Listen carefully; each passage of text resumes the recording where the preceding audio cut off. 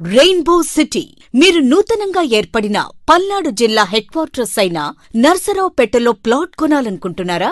మీకోసం RRs infra developers వారు అందరికీ అందుబాటు ధరలో నర్సరావుపేట మరియు సత్తెనపల్లి జంట నగరాలకు మధ్యలో Narasaraopet to Sattenapalli highway road facing DTCP approved new mega project rainbow city venture ను లాంచ్ చేశారు.